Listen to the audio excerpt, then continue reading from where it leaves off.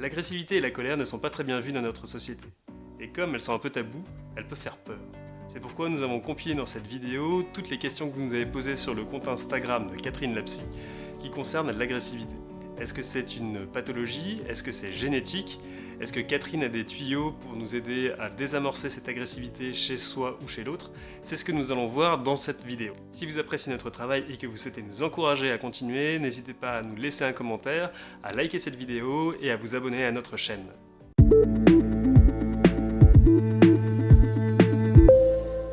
L'agressivité, c'est un comportement qui en fait est une réponse adaptative à une situation. Ça signifie que en fait, c'est quelque chose qu'on fait en réaction à quelque chose. Alors on pourrait avoir l'impression que ça sert à rien, mais en fait ça a beaucoup d'utilité et ça vient de la façon dont on vivait il y a un certain nombre d'années où on avait besoin de survivre. En fait ça sert à défendre des ressources, un territoire ou même marquer des hiérarchies entre les personnes pour qu'on soit suffisamment impressionnant pour pas aller jusqu'au combat qui pourrait éventuellement nous mettre en difficulté. Alors là où c'est un petit peu problématique, c'est qu'aujourd'hui, lutter pour sa survie, c'est beaucoup moins courant. Et quand l'agressivité arrive, c'est pas forcément adapté, ou on pourrait penser que ça ne l'est pas en tout cas. Mais en tout cas, sachez qu'il y a une idée de défense de quelque chose derrière ça, ou de hiérarchie, pour pas qu'on aille au conflit et que le conflit puisse être mortel pour nous. Alors c'est un comportement qui, du coup, vous l'aurez compris, a une connotation violente pour faire peur, justement, pour mettre à distance une situation qui pourrait être problématique pour nous. Là où c'est un petit peu difficile dans notre société aujourd'hui, c'est que l'agressivité est parfois confondue avec la colère, c'est-à-dire que dans certaines cultures ou dans certaines sociétés, on a l'impression que quand on exprime de la colère, c'est tout de suite agressif. Et ça peut être un petit peu un code social, culturel, qui fait que quand la colère est mal acceptée, tout de suite on va la qualifier d'agressivité, alors que l'une est une émotion et l'autre est un comportement. Et on peut tout à fait exprimer sa colère sans être agressif. Si ce sujet vous intéresse, d'ailleurs, vous pouvez aller voir notre vidéo YouTube sur le sujet de la colère pour voir comment on peut l'exprimer sans être agressif. Donc parfois, il y a aussi cette question de quoi on est en train de parler vraiment. Est-ce qu'on parle de colère? Est-ce qu'on parle du comportement agressif? Et par contre, quand on parle d'agressivité, il y a une forme de violence qui est utile dans le but que j'ai décrit juste avant. Et aujourd'hui, du coup, l'agressivité, c'est un petit peu plus compliqué parce qu'effectivement, ça va souvent s'accompagner de violences au moins verbales et parfois même physiques.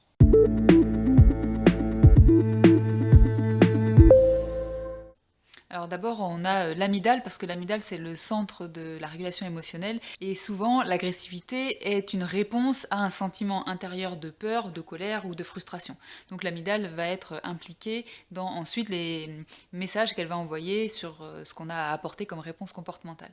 Et puis, il y a l'hypothalamus, qui lui est une région du cerveau qui gère les comportements involontaires, mais notamment les fonctions corporelles comportementales et en partie dans la reproduction. Et comme je disais tout à l'heure, l'agressivité, ça peut aussi servir dans la hiérarchie, notamment intermâle, pour la reproduction dans les luttes dans les espèces, pour que le mâle puisse avoir accès à la semelle.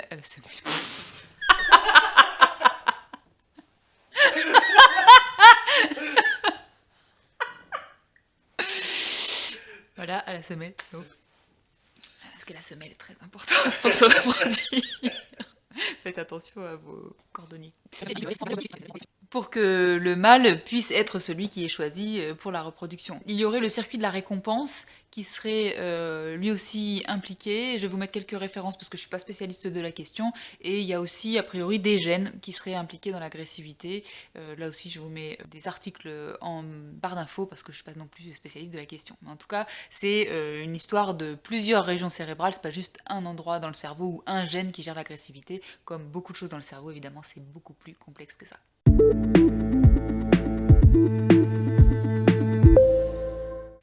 Alors dans la génétique, je ne suis pas spécialiste de la question, je ne vais pas pouvoir vous en dire beaucoup. Je vous renvoie à l'article que je vous ai listé en barre d'infos si vous voulez en savoir un petit peu plus. Et si c'était le cas, éventuellement, il y a une partie effectivement de l'agressivité qui, pourquoi pas, pourrait se transmettre génétiquement. Mais néanmoins, on sait qu'une grande partie de notre personnalité n'est pas déterminée par la génétique, même s'il y a des parties de notre génétique qui vont jouer là-dessus. Si ça vous intéresse comme sujet, on a fait une vidéo YouTube à ce sujet sur les secrets de notre personnalité et savoir qu'est-ce qui influence notre personnalité, qu'est-ce qui fait qu'on est qui on est aujourd'hui. Et donc, la plupart des choses dans notre personnalité vont venir des choses qu'on a apprises, puisque le cerveau est un organe qui apprend, et grâce à l'apprentissage de ce qu'on vit, de ce qu'on comprend, de ce qu'on rencontre dans la vie, des modèles qu'on a, des conclusions qu'on tire sur les événements qu'on vit dans notre vie, eh bien, nos neurones vont se connecter entre eux, et il va y avoir des schémas de connexion cérébrale qui vont finalement être de plus en plus rapides si on les utilise souvent, et qui vont être du coup automatiques et faire partie de nous. Donc évidemment, si avec ce que je viens de vous dire, vous comprenez bien que si vous avez grandi dans un environnement où vous aviez des parents, ou en tout cas les personnes qui s'occupent de vous, qui sont agressives de manière répétitive entre elles par exemple, avec les autres mais aussi avec vous, vous allez apprendre que c'est un mode de communication et vous allez reproduire ce mode de communication. Et puis il y a aussi d'autres manières finalement de devenir agressif, c'est quand on a vécu des situations de danger, et comme je vous ai dit au tout début de cette vidéo, l'agressivité est un comportement adaptatif, donc qui répond à certaines situations pour se défendre et pour se protéger. Si vous avez vécu plusieurs situations, notamment dans le cas de celles qui sont traumatiques, vous pouvez avoir conclu sur la vie par exemple qu'il faut être agressif pour pouvoir se protéger, se défendre. Donc oui, ça peut se transmettre dans l'éducation si vous avez vu les gens autour de vous faire ça, mais aussi si ces personnes vous ont fait vivre éventuellement malheureusement des traumatismes qui vous ont fait déduire qu'il fallait être agressif dans la vie pour pouvoir se protéger.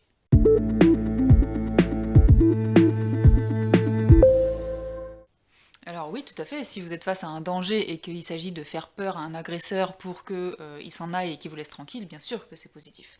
Et puis parfois dans certaines situations, quand quelqu'un peut être un peu lourd, avec un certain nombre de choses qui vous imposent, etc., une petite agressivité peut aussi le faire marche arrière et vous laisser tranquille. Donc d'une certaine manière, c'est un comportement qui n'est pas complètement inadapté, il va devenir problématique quand il y a vraiment de la violence qui est exercée sur autrui et qu'on intente à l'intégrité de l'autre en face de nous, soit psychologiquement, soit physiquement.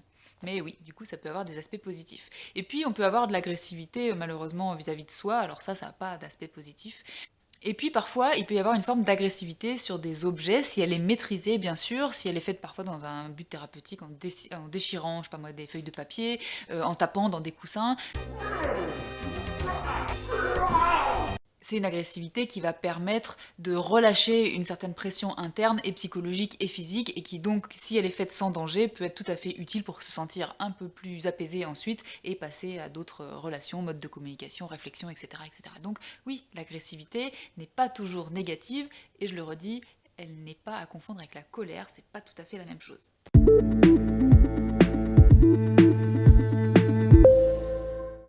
Il y en a une qui est un comportement et l'autre qui est une émotion. Une émotion, elle nous parle d'un besoin, c'est-à-dire une colère, c'est quand vous avez en gros besoin de mettre une limite à une situation, il y a quelque chose qui ne vous convient pas et vous voulez que ça s'arrête. Donc ça, c'est vraiment important qu'on ne disqualifie pas cette émotion, comme toutes les autres, elles ont du sens, si elles servent à quelque chose dans notre système nerveux. Quand vous avez une émotion de colère, vous avez donc ce besoin de limite, on pourrait dire comme ça, et donc c'est important de pouvoir l'exprimer. Il y a des manières d'exprimer la colère sans être dans un comportement agressif. Et l'agressivité, mais là c'est le comportement qu'on va déployer avec une forme de violence pour pouvoir vraiment se protéger de quelque chose de dangereux ou de quelque chose qui est insupportable pour nous quand on a une colère extrêmement intense par exemple.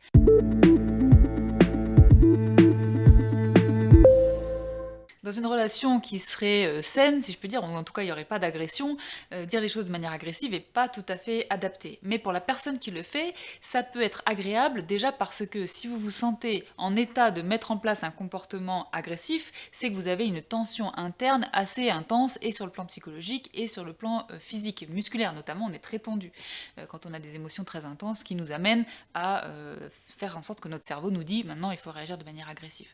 Donc en fait ça permet de décharger de l'énergie, d'utiliser beaucoup d'énergie, et donc ça va apaiser musculairement, et puis aussi ça peut donner l'impression sur le plan psychologique qu'on est en train de se protéger, puisque ce que je disais tout à l'heure, c'est que ce comportement permet de défendre certaines ressources par exemple, ou de se défendre d'une agression, donc ça peut donner le sentiment vraiment d'être en train de se protéger, et ça psychologiquement ça remet de la sécurité, et ça apaise aussi. Donc pour les personnes qui sont agressives, de toute façon, si leur cerveau les a amenés à avoir ce comportement, c'est que vraiment il y en avait besoin.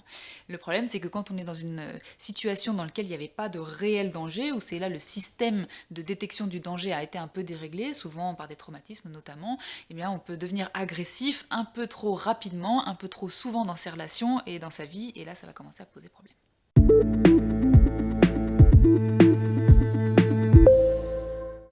Alors, ça va dépendre des situations dans lesquelles on se trouve. Si vous êtes tout seul chez vous et que vous avez beaucoup d'agressivité, ça dépend contre quoi vous alliez la diriger, mais je vous conseille de prendre par exemple un coussin, ou si vous êtes dans un endroit insonorisé, de hurler, de crier, d'utiliser cette force qui est à l'intérieur de vous agressive, et de la décharger, si je puis dire. Bon, c'est pas un terme très scientifique, mais vous voyez ce que je veux dire.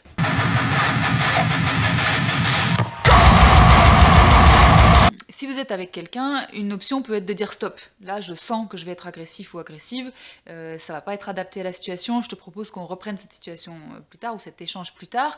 Alors là, je le dis calmement, évidemment, on le dit en général pas comme ça, parce qu'avec l'agressivité que notre cerveau nous a dit de mettre en place quelque part, on est vraiment plus chargé en émotions. Mais si vous en avez parlé avec, je sais pas si c'est votre conjoint, votre conjointe, un ami qui vous connaît bien, vous pouvez lui dire, voilà, ça m'arrive souvent d'être agressif, pour X ou Y raison, peu importe. Du coup, je te propose que quand je sens que je vais l'être, alors je vais te dire stop. Ok, ce sera pas forcément bien dit, mais si on l'a dit avant, la personne sait que vous travaillez là-dessus, ça peut être acceptable, vous pouvez en parler avant. Et du coup, vous allez pouvoir trouver une manière de vous calmer, donc soit une des solutions dont je vous parlais tout à l'heure, vous pouvez taper dans un coussin, vous pouvez crier, vous pouvez écrire avec des insultes, que sais-je, si ça fait du bien et si ça vous apaise, voilà, et de différer finalement un échange dans lequel vous avez l'impression que vous seriez agressif alors que ce ne serait pas forcément adapté.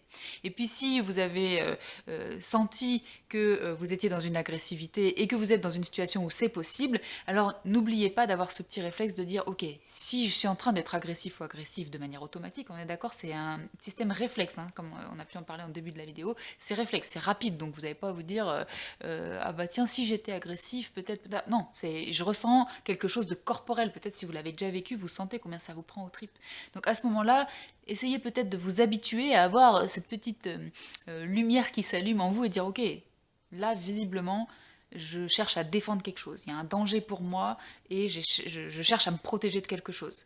Et peut-être si vous pouvez trouver de quoi vous cherchez à vous protéger ou à vous défendre, alors vous allez pouvoir le communiquer à l'autre en face. Plus vous allez vous entraîner à faire ça, ça va être difficile au début, mais c'est normal, c'est un nouvel apprentissage, mais plus vous allez vous entraîner à faire ça, et plus l'agressivité va diminuer parce que vous allez pouvoir vraiment traiter la cause du danger et ce sur quoi vous vous défendez. À nouveau, si on est dans la situation d'une agression, la question ne se pose pas. Vraiment, défendez-vous, il y a urgence là-dessus. Mais si vous êtes dans une situation où vous êtes dans un échange avec une personne où la situation est après adaptée, vous pouvez être en colère, mais l'agressivité ne vous paraît pas tout à fait adaptée à la situation, essayez d'avoir en tête de savoir ce sur quoi vous cherchez à vous défendre et de le communiquer.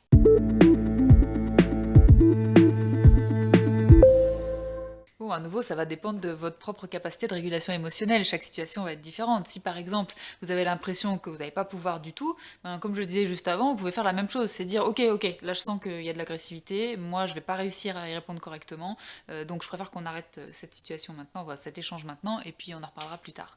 Bien sûr, là, à nouveau, je le dis tranquillement, mais vous, si vous vous sentez monter en pression, vous n'allez pas le dire aussi calmement. Shut the fuck up! C'est pas grave, parlez-en avec les personnes qui vous connaissent, avec qui ça peut arriver peut-être, et comme ça, vous savez qu'à ce moment-là, vous pouvez différer finalement l'échange que vous avez, réguler votre émotion un petit peu, comme je disais, en allant exprimer son agressivité contre un coussin, en écrivant, en criant, etc. Tout ce qui est possible de faire de manière sécurisée, et ça c'est une option. Une autre option, si vous êtes plus fort, à un niveau ceinture noire en régulation émotionnelle, et que du coup, ok, vous voyez l'agressivité, vous vous dites il se passe quelque chose qui va pas chez l'autre, vous pouvez lui poser la question. Là, je vois que tu es agressif ou agressive avec moi, est-ce qu'il y a quelque chose sur lequel tu te sens en danger, ou que tu as l'impression que je suis en train d'agresser chez toi, et que tu as besoin de défendre ou de protéger, parce que là, ton comportement est un petit peu, disproportionné. Vous pouvez poser la question, et du coup, au lieu de continuer l'échange sur ce qui était une question de fond peut-être, on peut différer cette question-là et parler de, ouais, ok, a priori, si tu es agressif, c'est que tu te sens, menacé dans quelque chose qui est important pour toi. Donc d'abord, on va en parler. Tu vas être sans l'oppression, et puis ensuite on pourra reprendre la conversation. Si vous voulez apprendre à pouvoir dire les choses de manière adaptée pour qu'elles soient entendables, vous pouvez aussi aller écouter notre podcast ou notre vidéo qui s'appelle « Apprendre à communiquer, est-ce vraiment important ?» et on vous parle d'une méthode de communication pour pouvoir dire des choses, notamment de la colère, sans violence.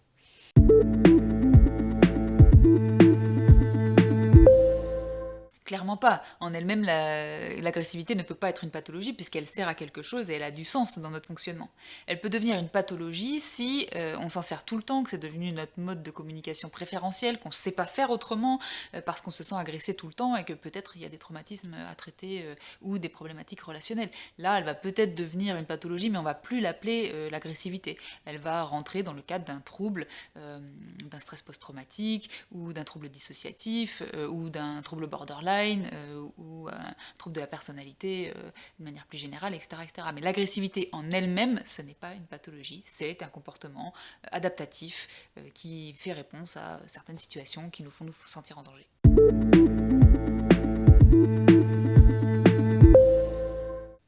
Oui, et heureusement, parce que sinon ça voudrait dire qu'on serait condamné avec nos troubles ou avec nos difficultés quand on est agressif tout le temps parce qu'on est tombé dans un système inadapté.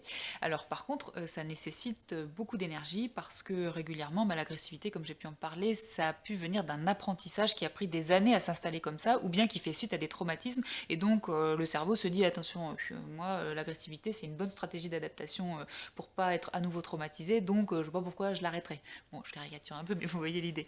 Donc ça demande notamment régulièrement un travail de thérapie. Il y a des patients qui viennent en disant voilà, j'ai une problématique de gestion de ma colère qui dérive souvent en agressivité, j'ai besoin de traiter ça. Ça va prendre un certain temps. Et puis, si par contre c'est juste un apprentissage relationnel ou communicationnel, vous pouvez travailler avec la communication non violente par exemple, ou vous pouvez travailler avec d'autres choses qui vont être peut-être moins difficiles et moins longues. Voilà. Donc ça dépend en fait du niveau d'agressivité que vous avez. Est-ce que c'est une communication tout le temps agressive ou des comportements tout le temps agressifs que vous avez, ou bien si c'est quelque chose que vous utilisez de temps en temps. Voilà. Mais quand c'est très intense, parce que c'est là la question était sur des crises, quand c'est très intense, souvent c'est qu'il y a aussi de l'angoisse derrière. La situation de danger, elle paraît extrêmement intense. Parfois ça peut frôler la sensation qu'on va mourir. Donc oui, ça peut prendre un certain temps. Et souvent, ça prend aussi un peu d'énergie aux autres parce que c'est régulièrement des problématiques qui nécessite une réparation du sentiment de sécurité dans des relations. Donc, avec un psy ou un thérapeute, on va pouvoir traiter ça dans la relation thérapeutique. Mais parfois, ça va demander un petit peu aussi le concours du conjoint, de la famille, etc. Donc, c'est pas facile, ou pas forcément facile, mais bien sûr, on peut s'en sortir heureusement.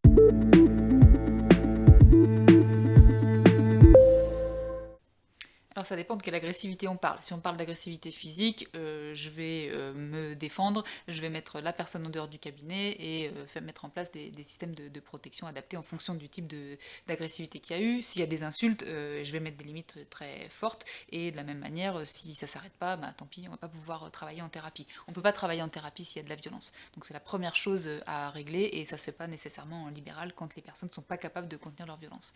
En revanche, si on parle d'une agressivité qui serait quelqu'un qui m'attaque beaucoup en disant que ce que je fais c'est nul ou que j'ai ceci, j'ai cela, ça va pas, tu fais ci, ça va, vous faites ci, vous faites ça.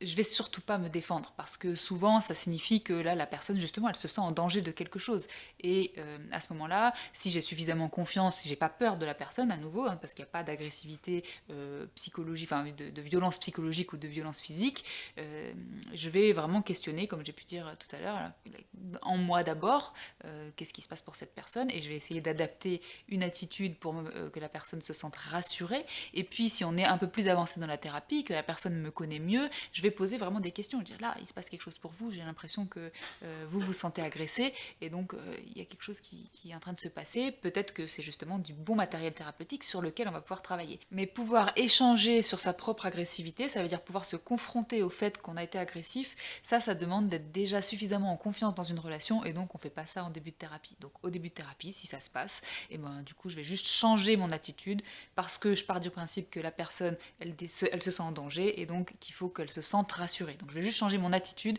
mais je vais pas confronter la personne à cette agressivité, ce qui va par contre être important à faire par la suite, mais chaque chose en son temps. Voilà, c'est la fin de cette vidéo qui, je le rappelle, a été construite sur la base des questions que vous nous avez posées sur mon compte Instagram. Donc si vous voulez participer à l'élaboration de tout ce qu'on fait sur les réseaux sociaux, vous pouvez venir vous abonner à notre compte Instagram qui s'appelle Catherine Lapsy aussi, ça porte mon nom mais on y travaille tous les deux. Fabien est derrière tout ce qui est technique bien évidemment et vous pouvez participer et interagir chaque jour sur un certain nombre de choses et notamment nous poser des questions et nous proposer des sujets de vidéos, de podcasts et de live. En propose aussi une newsletter qui sort 2 fois par mois, voilà, avec divers sujets psy comme des livres psy, des séries psy, des articles de psychologie, des vidéos psy. Bref, tout ça, vous les recevez 2 fois par mois et donc vous pouvez vous abonner gratuitement en allant directement sur le site internet de Catherine Lapsy, On va vous mettre en barre. catherinelapsy.com, tout attaché.